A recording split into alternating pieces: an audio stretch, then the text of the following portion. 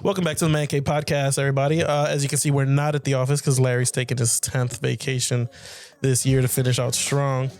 And I have my wife on here. Eli's also here. He wasn't part of the plan for tonight. He was planned. Just want to say that. He's supposed to be sleeping, but I have no authority in this house. So how has becoming a mother changed your life? It's changed it for the better. Here we go. Just because the camera's rolling, now we got to be all Shut up. PC There about is, it. like, you know, you don't have time for yourself anymore. You have to take care of somebody else. And you think about them all the time more than yourself. And you don't really have time for anything else. So let me ask you this. Because me and you've been having a conversation for the last couple of days, I guess. With the content creation, right? I think a big struggle that guys go through that women don't acknowledge as a struggle is like, I want to be a great dad, which I feel like I am. I'm an okay husband. I'm self-aware. Hilarious. But I also want to create financial stability more than just what we have, right? Like I want to actually build something that I can pass on to the kids and make sure that you're taken care of and that they're taken care of. But a major sacrifice to that is I can't be around. I can't be the great fucking dad, emotional support here playing around as much as I would like to be if I got work to do. I can't. It's impossible. That's why the biggest complaint from husbands that do have businesses and all of this, the wife's always like, yeah, he's never home. Right? But you're taken care of. The bills are paid. It's impossible to do everything the way that you want it to be done. So in 2025, I want to put, my best foot forward in the content creation. Me and Larry are coming up with ideas for the new year, but it's going to take a lot of work. And I know that the more that I'm working, the more you're working here in the house and with the kids, and you don't have that support. But I would actually love to hear your thought process on me making or trying to make the decision to kind of just work harder, which is a sacrifice. I don't know if you understand that is hard for me to not be around as much because I have to go work. I mean, yeah, it's going to be tough. And, sometimes you rather just have the time and not the money. Talking to the mic.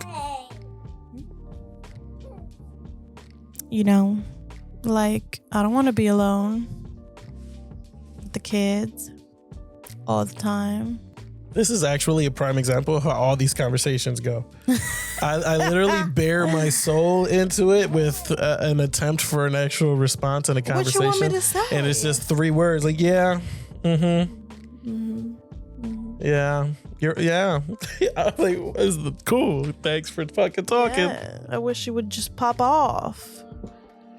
Well, that's the thing. I'm also like self-aware, and I think Larry is too, to the content. Like, we're good, but we're not great. Like, we have 700 subscribers and we don't have a community.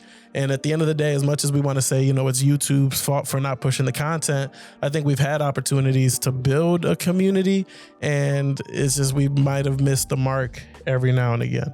I think that we need to pump out a little more content.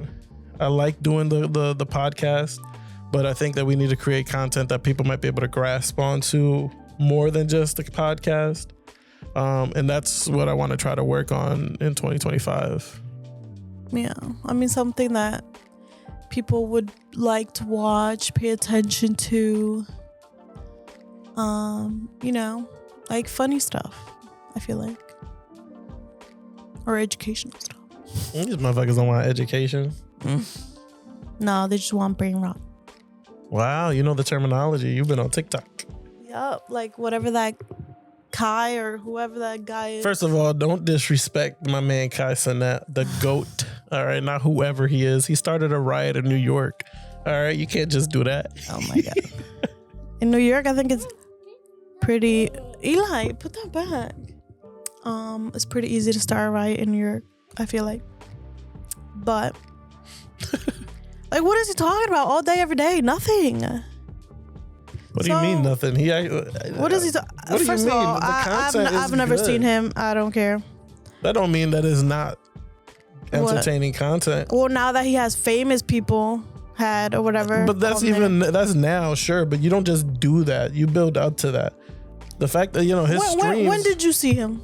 What do you mean? I've seen him a bunch. Since when was the first time you saw him? A few years ago. I mean, him and AMP have been doing their fucking thing for a minute. Oh. And he's not a what's it called? Gaming channel per se. It's more like an IRL chat type of thing. Yeah. But he always doing some extra shit that's like you don't get from other content creators. Some active Eli, come on, bud. Like it's engaging. It's not like slow. So that's why I shout out to him. Okay. I mean, but he's doing it right there. Yeah, but also a big thing with content creation is like the time, the energy, right? Like I got a family. I got a full-time job. People with families just do family channels. Yeah. Eli, you want to say something? Maybe we'll start that. It's just so money to be made out here.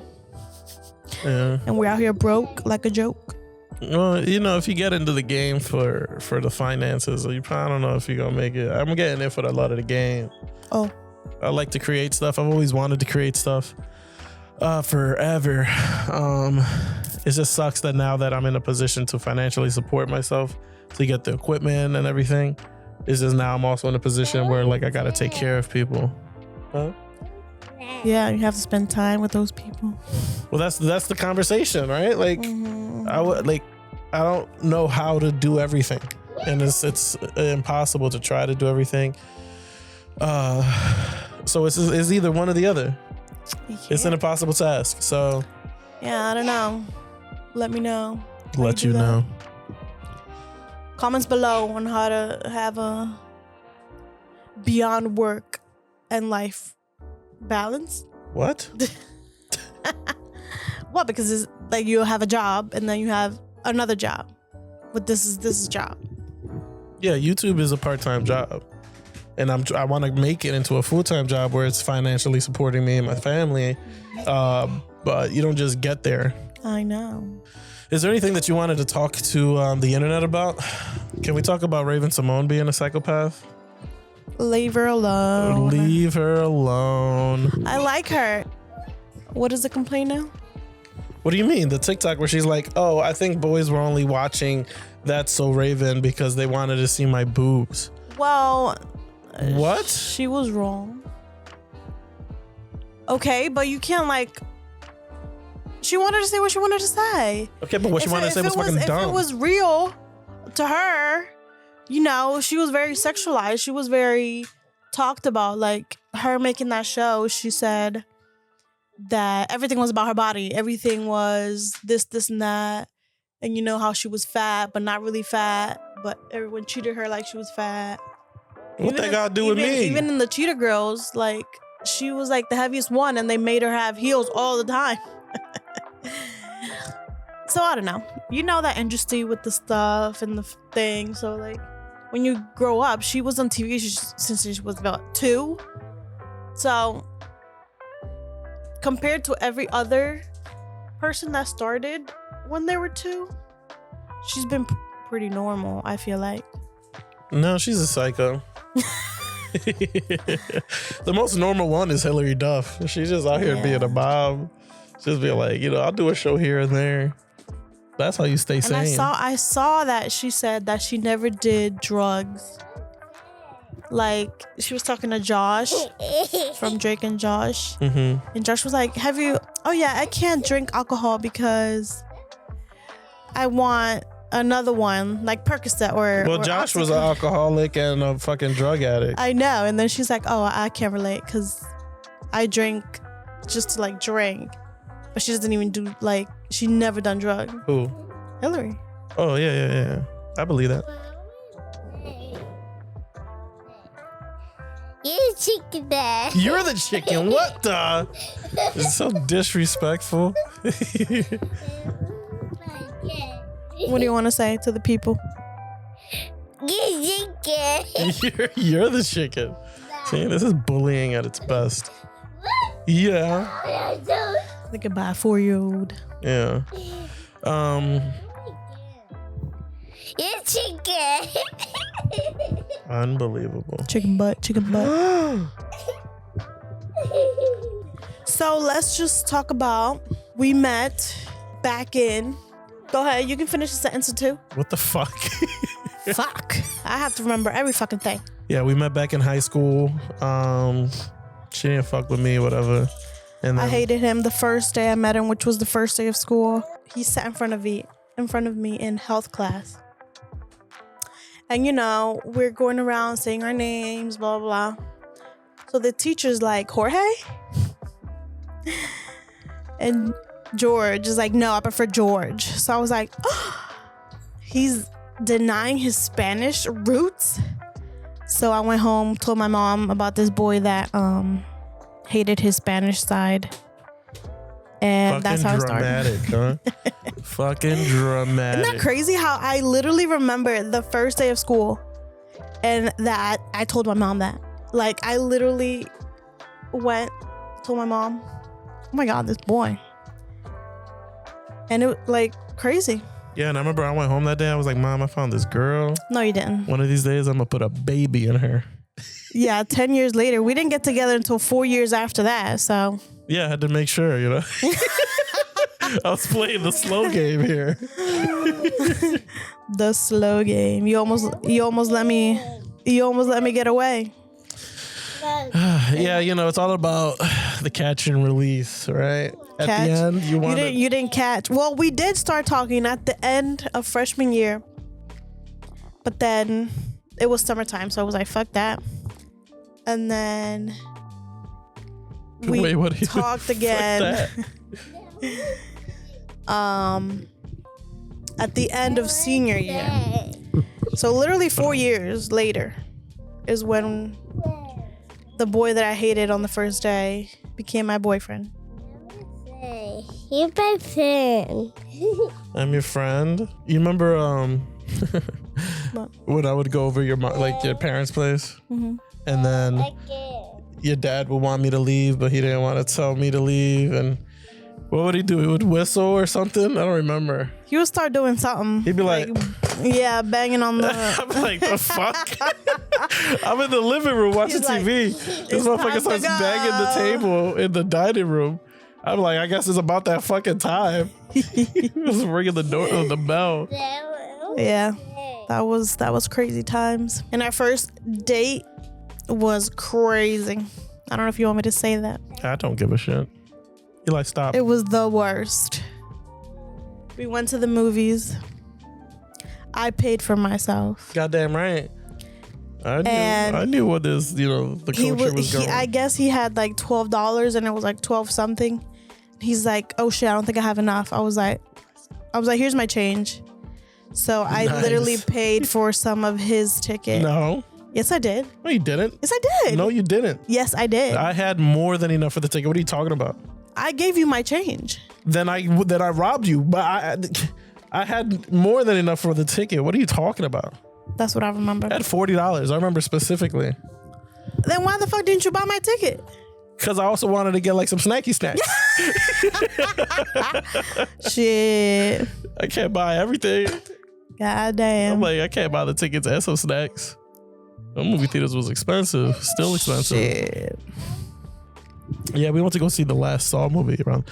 I guess not the last because now there's like 3 more or something since then. But yeah. And then it was so funny because it was like I hadn't even seen the other ones leading up to it. It was like, you want to go see Saw? Well, it was a trap. It was supposed to be actually. A group. Yeah, so it was supposed to be a group hangout with a bunch of people, and all of them canceled. Yeah. Except for us. I'm like, sure. It was mostly his friends, so it was like, yeah, because that wasn't the plan all along. Well, your parents, would your mom have been like, yeah, that's cool, go with him? No. You were like, it's a bunch of people from school. Yeah. And then it was like, oh, nobody showed up. Nobody showed up. Bamboozled, hoodwinked, tricked into a date. Crazy. I'm gonna wrap the episode up. Yes, Eli, what do you want to say to the people? I want to say I'm a princess girl, a princess girl, and a friend. I don't know if anybody understood that. He likes to be on camera, so maybe we should start, a little something. A little Anyway. TikTok channel. Might be too late though, because it's about to get banned or whatever. Well, there's always another app. I would say. But not as fast as TikTok. You know what I mean? I feel like everybody and their mothers gets famous on there. I bet it's fish going. I love my fish. I don't want to open it and see it and see inside. He talks better than that, but when he gets nervous, he just starts mumbling. I think he said that a friend is giving him a present and he has to open it to see what's inside. He saw me dropping off the Secret Santa gifts at his school. So, yeah. All right. Well, I appreciate the wife for coming on and doing the show with me, and Eli for being a special guest. Should do little bloopers at the end. Did you just fart? What the fuck? You got something to say. He just farts. And that's and your it son. stinks. Jesus, Eli. God. All right, man. This is getting a little too crazy. Make sure you guys hit like and subscribe. And let him know on the comments. Let me know. Because I want to do like a The Kids Are Asleep podcast or whatever. Clearly this one is not letting us do it, but God let me damn, know. stop moving the wire so much. My bad. Makes so much noise. Ugh. See? Well, I don't have headphones. I don't have headphones, so I don't hear anything. All right. We'll catch you next week when Larry's back. We're gonna do a yearly recap of 2024. Interesting year. A lot on the bingo card that wasn't predicted. We're going into 2025. Try to really rev up the content. Step away from being a good father and everything in order to commit. All right, Eli, say bye. Say bye. All right. Catch y'all next week.